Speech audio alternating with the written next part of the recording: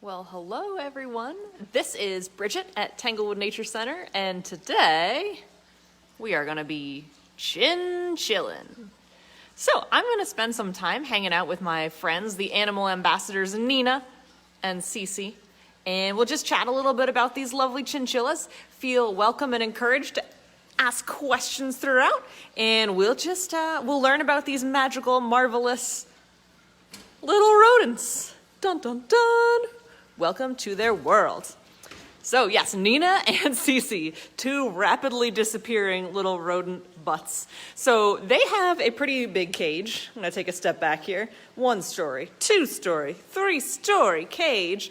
And they are fantastic jumpers. So probably I'm gonna do a lot of squats. I'm gonna end up standing up and then jumping back down to follow them on their journeys.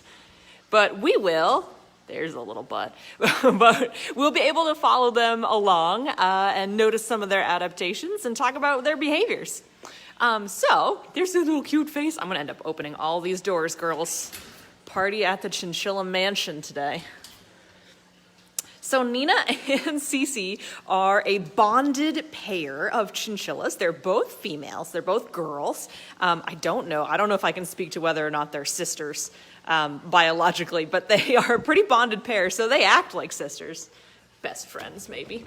And they came to Tanglewood in 2018. Dun, dun, dun. And they've been with us ever since. They are a long-tailed chinchilla. There's actually 2 species of chinchillas, the long-tail and, very creatively, the short-tail. And the long-tail is the one that you see more frequently in pet homes. Look at her. She's like, I don't know what Bridget's doing. Should I run upstairs? Should I run downstairs? I'll move this, sweetie, so we can see ya.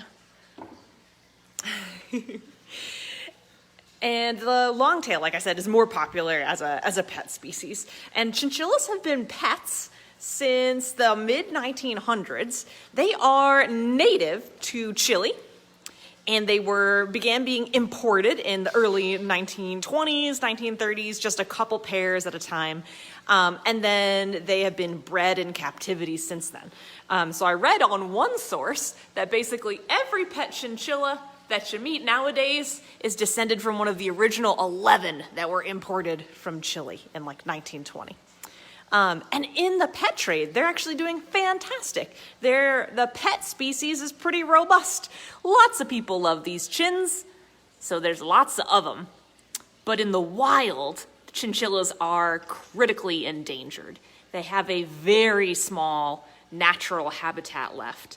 And they are vulnerable to quite a few human activities. So in the wild, they're native to the Andes Mountains. So, as you may have observed already, these guys are fantastic jumpers. They love to jump. They can scramble up and down the rocky scrublands and boulders on the Andes Mountains. They're actually capable of jumping 6 feet in a single bounce, which means I'm standing here in my clogs. She could jump over my head and back if she wanted to. And they do really well in high elevation, these arid mountains between like 9,000 and 16,000 feet up. So they really like it cold and dry. But if you're adapted to mountains, that can be a little bit of a limiting factor. Not the entire world is at an elevation of 15,000 feet, so your preferred habitat is pretty specific there.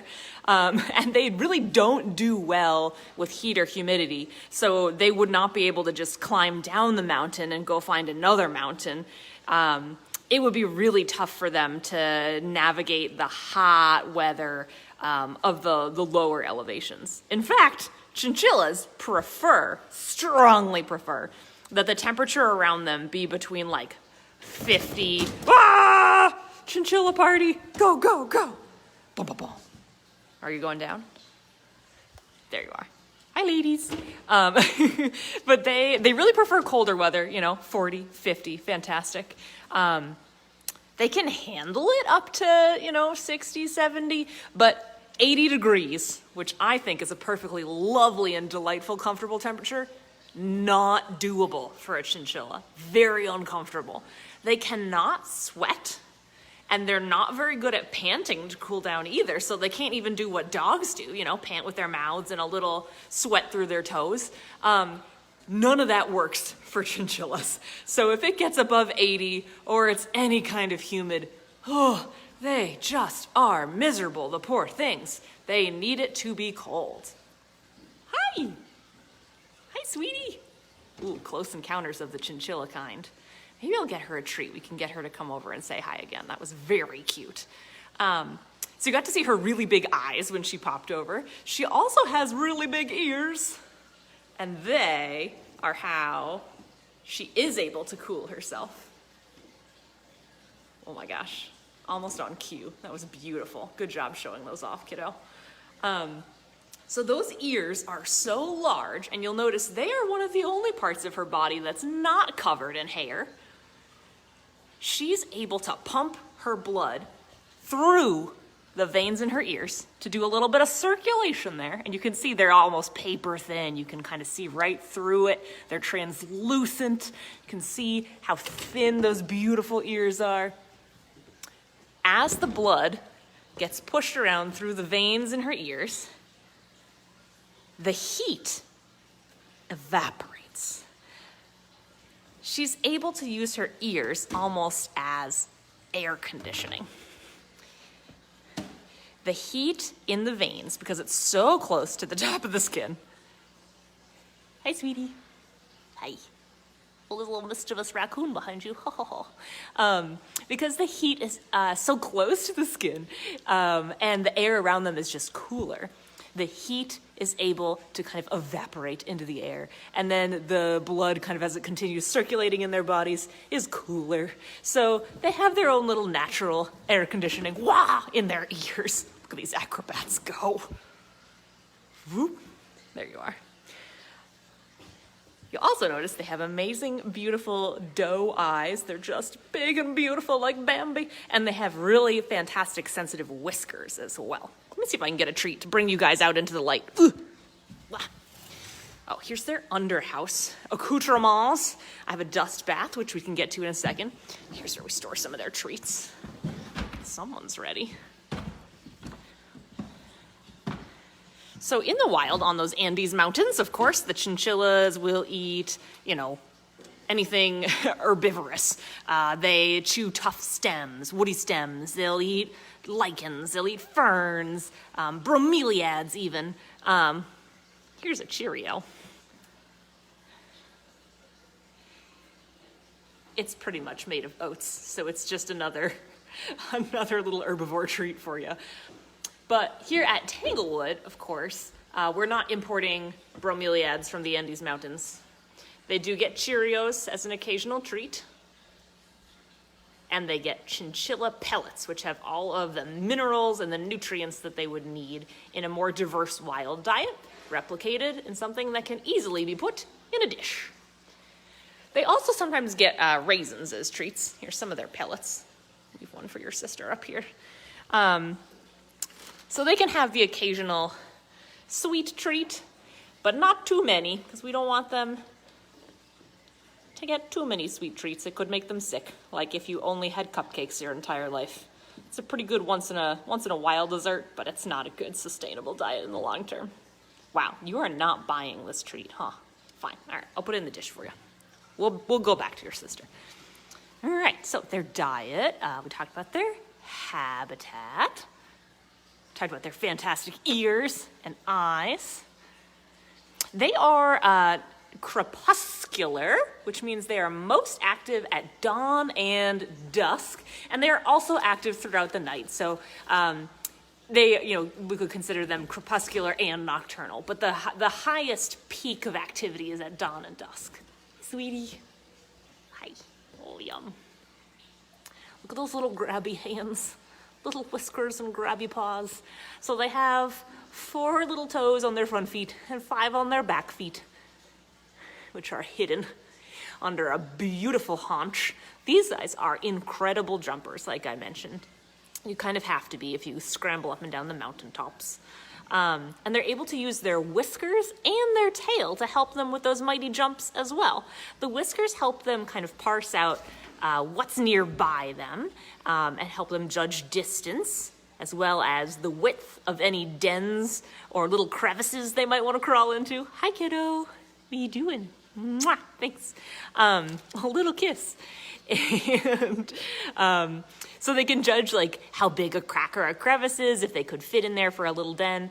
And then they'll use their tails while they're jumping as well to help them kind of balance and navigate. If you've ever seen a cheetah use its tail while it's running, kind of a similar premise, but this beautiful little chinchilla will use it while she's jumping to help kind of keep her jumping where she wants to go, and she can use it as a counterbalance as she takes off. All right, so we've got a fantastic look at your amazing little schnoz, your air conditioning ears. I think it's time to talk about that amazing lush coat. She's like, give me another treat and you can continue to talk about me. All right, fine. You're a tough customer.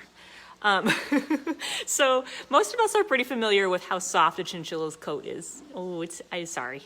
That's just a hand. I didn't bring a treat with me this time. For those of you who have not touched a chinchilla, it feels to me like a cloud almost.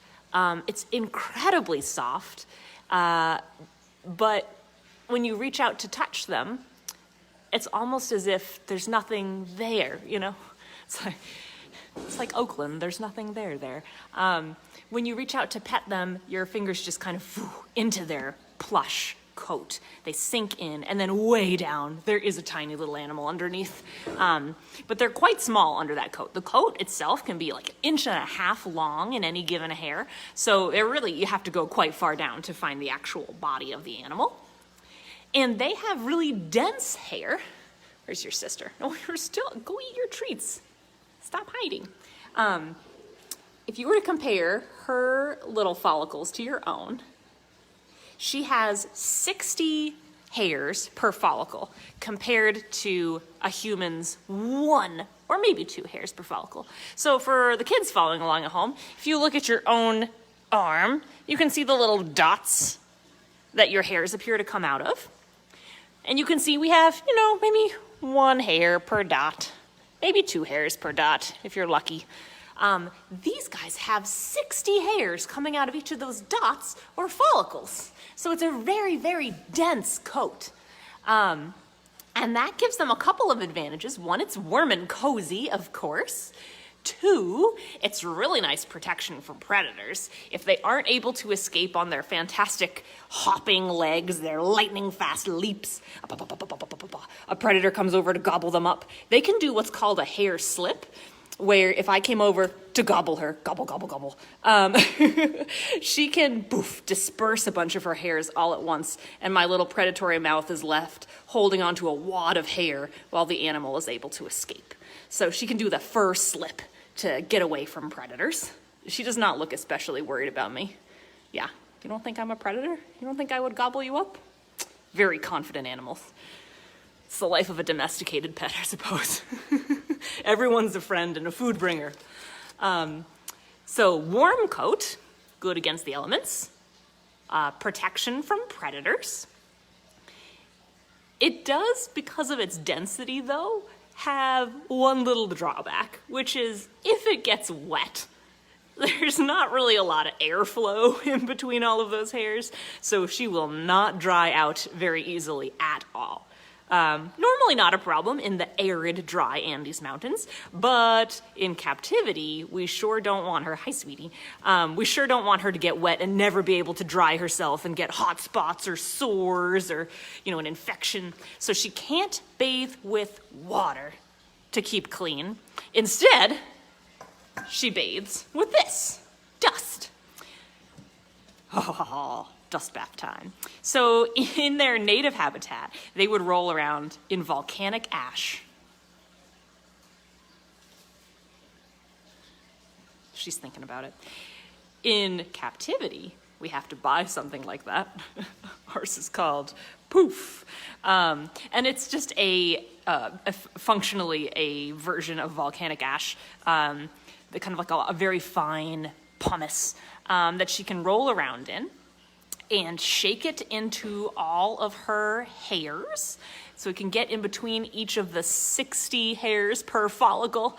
And as the dust kind of sifts down in between each of the individual hairs, it gets all the way down to the skin, and it serves two purposes, that dust. One, it kind of coats any oils that her skin would be secreting, so that she's not getting oily and clumpy and matted down there. So it dries up any oils, and then the oils, once they are kind of caked in the dust, can roll right off. Wow, she's like, give me my personal space. I don't know if I want to roll in front of you. And the other thing that the dust does is it chokes out any parasites. So if there were, to use a North American example, let's say there were some ticks on her or some fleas on her, whatever their Andes equivalents might be, the dust would shake down to her skin, and it would kind of get in the way of those parasites. So they might be choked out.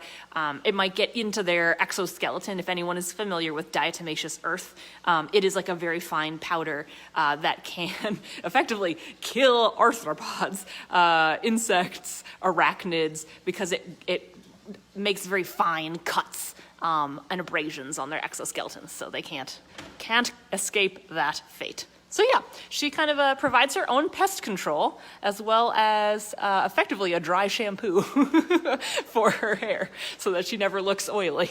No bedhead for you. All right, let's see. Maybe you guys will roll up here.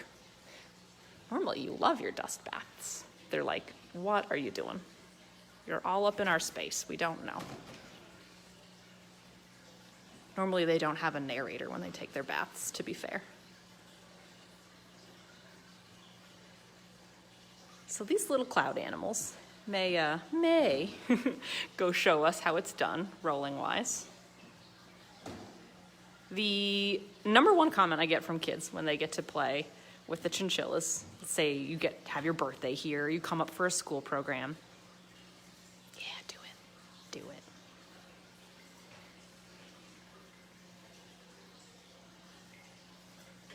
The suspense. Yeah, do it.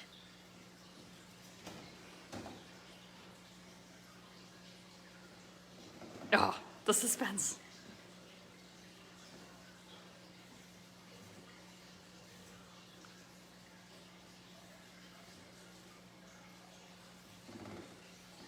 Yeah, there we go. Maybe they just don't like when I'm laughing at them.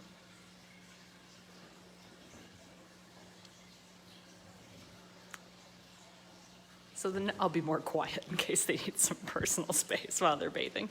The number one comment I get from kids when they get to pet the chinchillas is, oh, it's so soft. It's softer than anything else in the world. It's softer than cats. It's softer than dogs. It's just mind-blowingly soft. The number one comment that I get from adults is, oh, I can understand why you'd make a coat out of this, which, please don't make a coat out of my coworkers. But the trade for pelts and for their furs it's a real robust trade. I mean, they are farmed now. You don't have to go hunting the endangered species. You can raise chinchillas in farms for their pelts. But it takes well over 100 chinchillas to make a coat. They are quite small, if you can kind of see my hand. Fine, if you can kind of see my hand for comparison. It's like a handful of chinchilla. They're not quite as large as some of the larger guinea pigs, if you can use them for a landmark. They're much smaller than rabbits. So over 100 of them to make a coat. And when I was looking up some chinchilla facts about their reproduction, the number of kits that they have, number of litters per year. You know how Google offers you other suggestions that you might be interested in, like images or shopping at the top of the tab?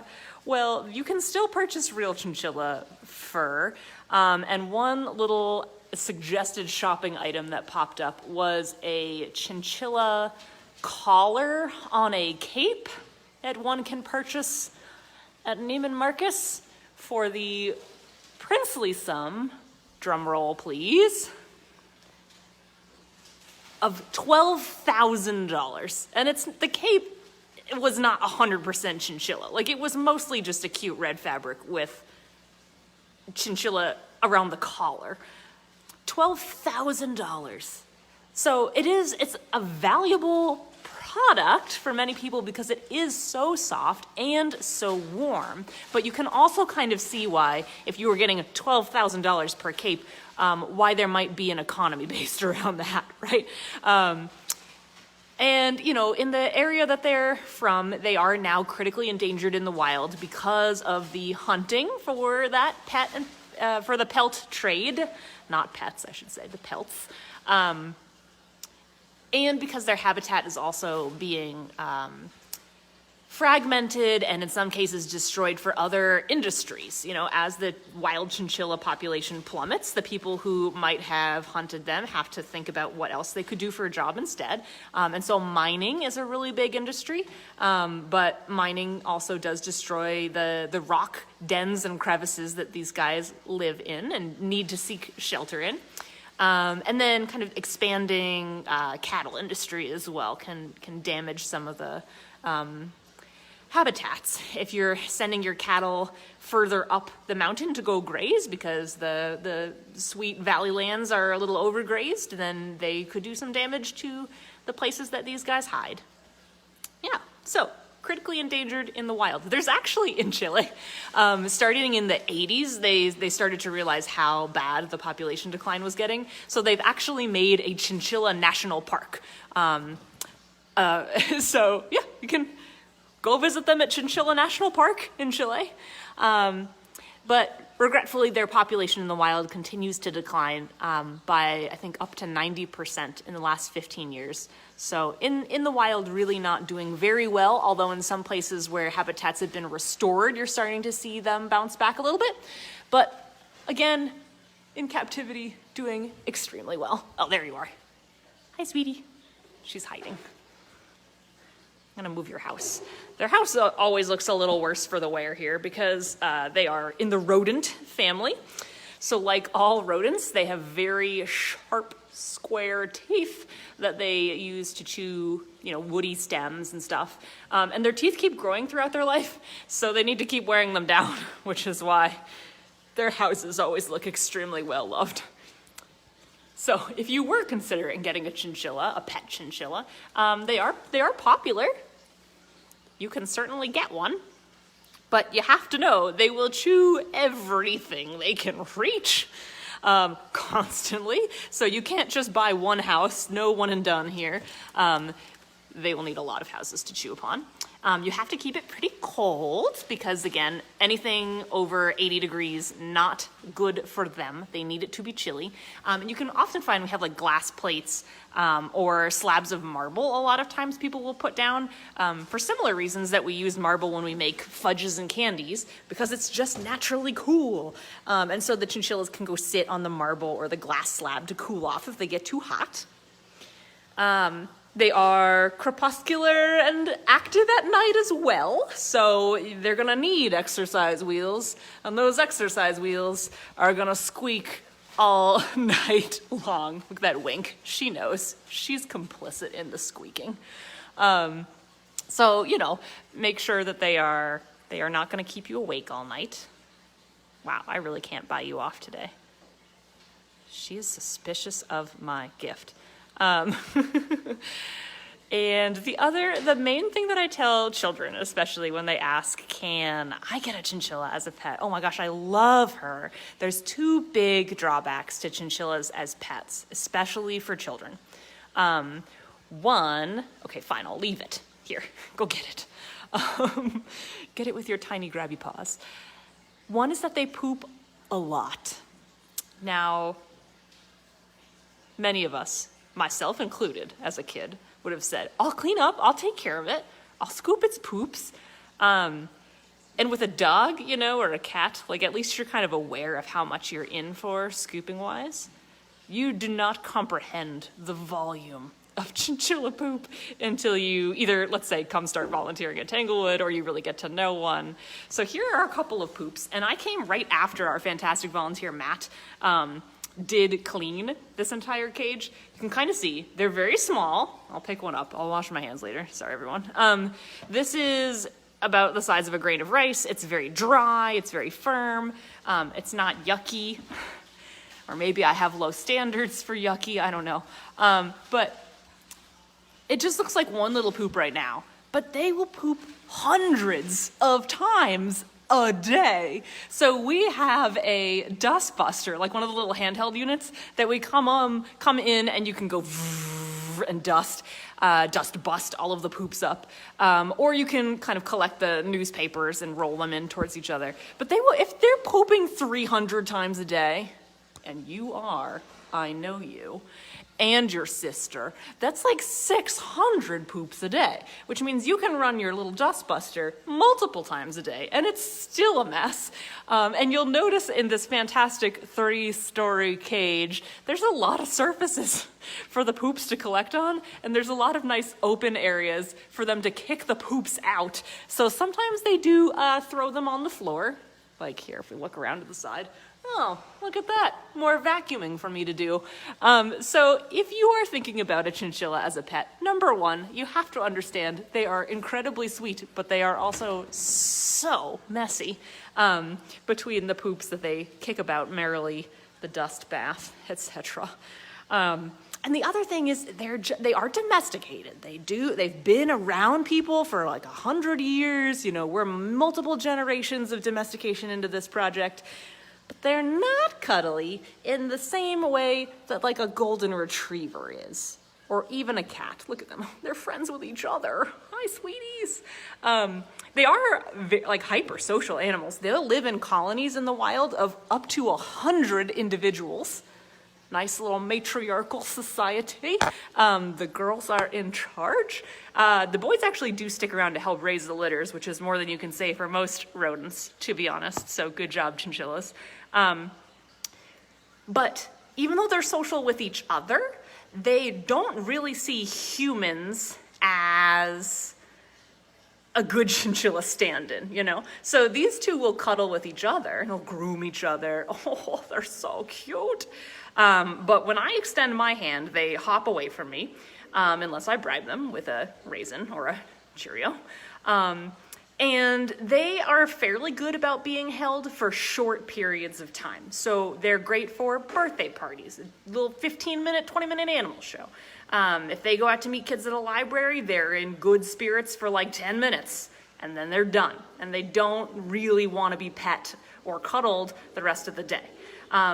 Personalities vary, right? Everybody's an individual. Maybe you'll get lucky and find a 1 in a million chinchilla, but most of them are pretty wiggly and they really don't want to be held or cuddled for very long at all. So very short bursts of attention, and then they're happy to be left alone with their friends the rest of the day. They don't really crave petting, you know?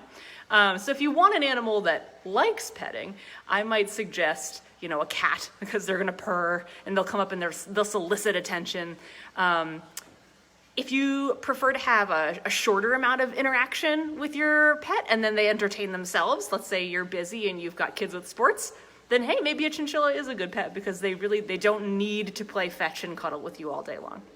But if that's what you want, they're probably not the exact correct fit for your family. So just things to keep in mind. Lots of poop, big cages because they're so active. They're awake mostly at night or as we're going to bed. There's I think in some ways they're a fairly independent little companion, which is fun to watch, but in other ways they might be too independent for some pet families, so some owners. Plus the ceaseless poop sweeping, that's also pretty substantial. All right, so I mentioned the males do help take care of the babies, which is pretty cute. So chinchillas are monogamous. They'll hang out with the same partner for a long time. And these animals are longer lived than you would think also. That's something to take into consideration if you wanted to get one as a pet. They can live to be 20 if taken care of well. If you look up their average lifespan, regretfully, their average is lower even in captivity because many people do not get 100% scores in terms of their chinchilla care. But if you do everything correctly, these animals can live to be up to 20, which is a really long commitment, especially compared to a fish. So But yeah, they're monogamous, so they'll stay together. They help raise the babies together. The females can have 2 litters a year, and they usually only have maybe 2 babies, or 2 kits, they would call them, at a time. That's a very low reproductive rate compared to, I don't know, let's say 2 other rodents. Compare that to mice, first of all, which mice can have 10 litters a year of between like 6 and 12 babies. So 1 mouse is not a problem, but 2 mice is an extraordinary problem in a very short period of time. And then rabbits are similar. I mean, they often have 3 to 6, rabbit babies in a litter, and they can have 5 or 6 a year. So that's a lot of reproduction for their fellow rodents. And that's usually a really good strategy for populations in the wild, because let's say you're a rabbit in the backyard and you have 3 babies. They might not all make it. For rabbit litters, mortality is often 50%. So they have to reproduce a lot, with the sense that maybe only half of their kids will ever be able to have kids themselves, So if you're a rabbit and you want to be a grandparent, you really got to stack the odds in your favor. Same for mice. With the chinchillas, because they do only have, 2 babies, and they might only have 2 litters a year, that's only 4 a year. Mortality could still be high, but they do take really good care of their kiddos. They keep them for 6 to 8 weeks, which is a long time for a rodent to care for its young, cared for by both parents, and in a social group, so in a colony of up to 100, where the other grown-ups can also keep an eye on them and make sure that the babies don't get eaten by hawks or anything. All right, so I'm doing a lot of chatting. Does anyone have any questions about these chinchillas? Any questions at all?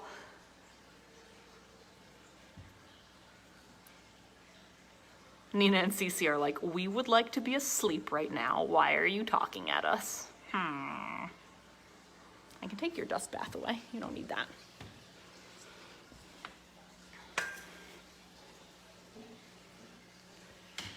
Trying to think if there's anything I left out or any exciting chinchilla gossip I could share.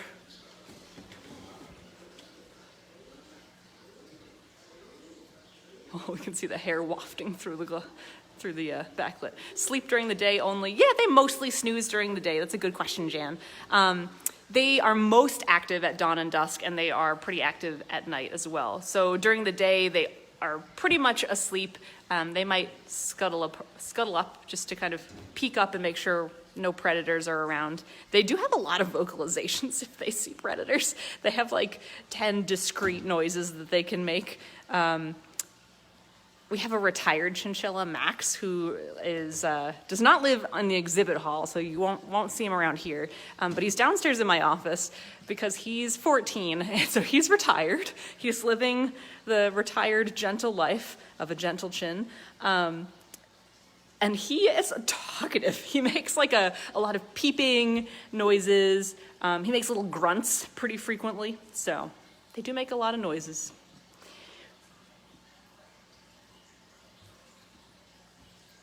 Wow. All right. Other questions? You're hiding. Yeah. You just want to sleep.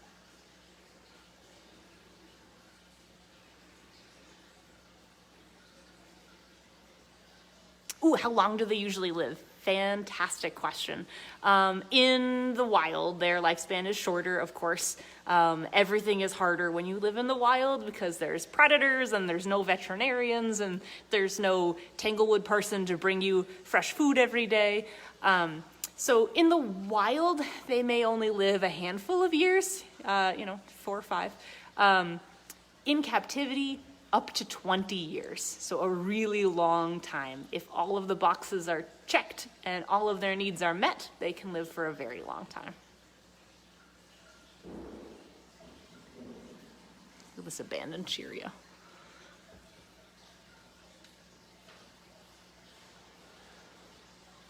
All right.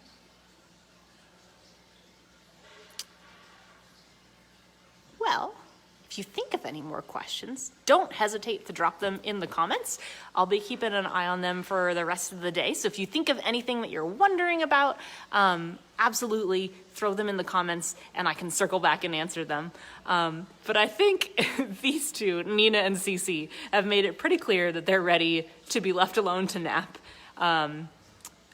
And one of them wouldn't even accept my bribes, so I'm gonna respect that. I'll give them a chance to take a nap, a little snooze for the rest of the day, and I really appreciate all of you coming out to listen and learn today.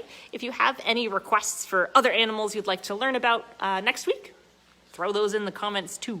We're having a really good time doing this online kind of virtual education and outreach, so let us know what topics you think are fun. Otherwise, you'll just be subjected to me talking about chinchillas again and again and again.